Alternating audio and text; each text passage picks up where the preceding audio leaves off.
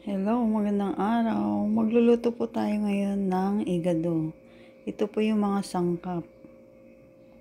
Bawang, sibuyas, dahon ng laurel, sili,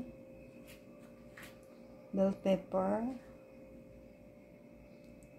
patatas, carrots, atay ng baboy, isaw ng baboy, at saka karne ng baboy.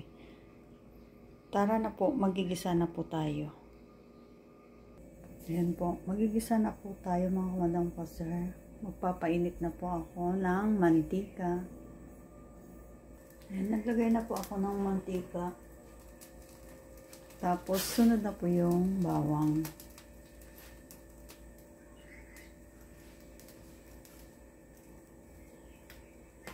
Lagyan na po natin yung bawang mga kamadang pastor.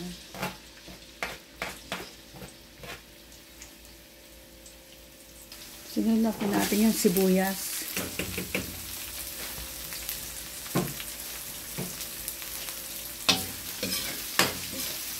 Isa-isa lang po. Ayan, kapag medyo brown na po yung bawang tsaka sibuyas, lagay na rin po natin yung karne. Karne ng baboy tsaka isaw ng baboy. Tapos, lagay na rin po natin yung atay kasi malambot na po yung karne ng baboy at saka yung atay. Isa-gisa lang po natin.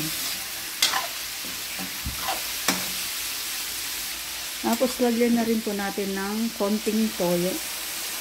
Pampakulay. Lagyan na rin po natin ng paminta.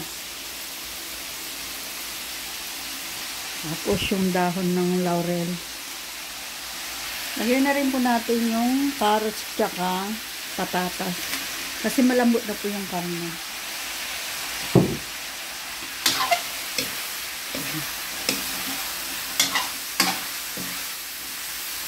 Tapos lagyan po natin ng konting tubig.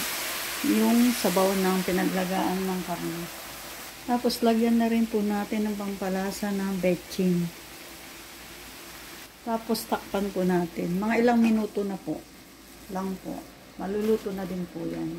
Tapos buksan na po natin. Lagyan po din natin ng tomato paste.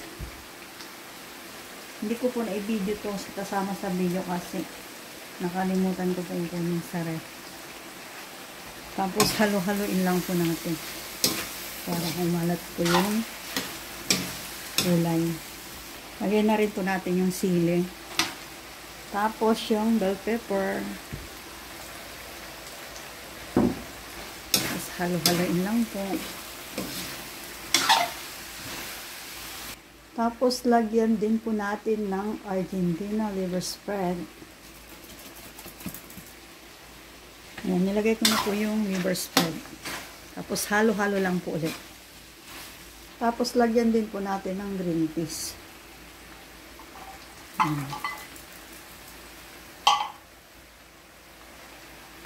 Paluto na po ito mga madam pastor. Ayan na po, luto na po mga madam pastor yung igado ni Madam Ilocana.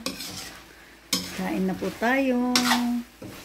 Kumuha na po tayo ng plato at kanin. Taob na naman po ang kaldero nito. Sobrang sarap ng igado ni Madam Ilocana. Ayan na po.